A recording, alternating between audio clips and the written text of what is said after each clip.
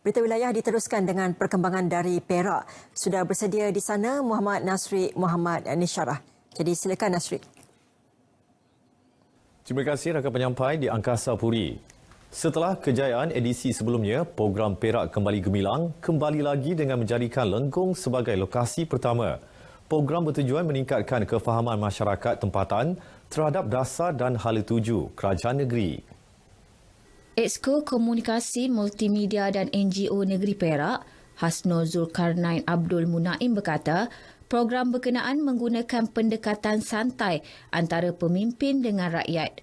Ia sekaligus membantu rakyat untuk terus berjumpa dan mengadu apa jua permasalahan termasuk memberi pendapat.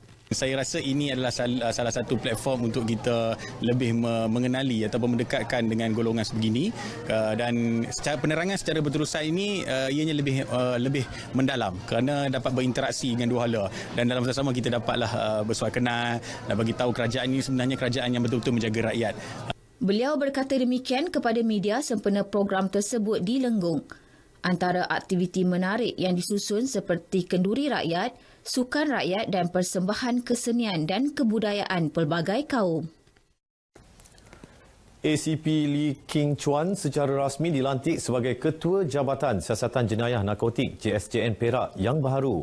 Beliau menggantikan SAC VR Ravi Chandran berkuat kuasa Khamis lalu. Pelantikan tersebut dibuat selepas SAC VR Ravi dinaikkan pangkat sebagai Ketua Penolong Pengarah Narkotik Risikan Perhubungan Antarabangsa JSJN Bukit Aman. Ketua Polis Perak Datuk Razarudin Husin berkata, beliau yakin kredibiliti cemerlang yang dipamerkan oleh SAC VR Ravi dapat diteruskan oleh ACP Lee pada masa akan datang. Dan saya percaya bahawa kesinambungan kejayaan-kejayaan demi kejayaan yang telah ditempa oleh Tuan Ravi akan diteruskan oleh Tuan Lee. So saya berharap begitu bagi mempamerkan imej PDRM yang baik, terutamanya bagi PDRM Perak.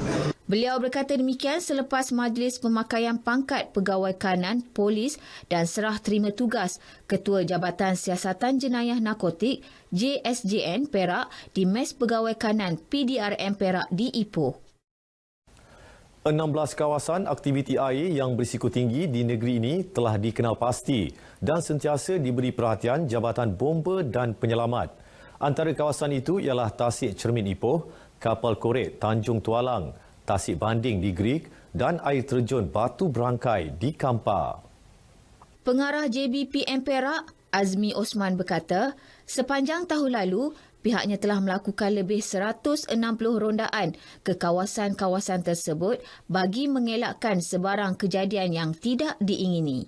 Ini adalah berkaitan dengan Majlis Keselamatan di Air, yang mana dalam Majlis Keselamatan di Air ini apabila berdasarkan kepada statistik kita, terdapat beberapa kematian apabila mereka mandi-manda berkelah di pusat-pusat rekreasi. Kerana kita tidak mahu bahawa kawasan-kawasan pelancongan yang ada dalam negeri Perak ini yang berpotensi untuk maju mendatangkan sumber kekuatan ekonomi negeri Perak terjejas apabila kita mengabaikan elemen-elemen tersebut. Beliau berkata demikian dalam sidang media selepas Majlis Perbarisan Tahunan JBPM bagi tahun 2020 di Ipoh.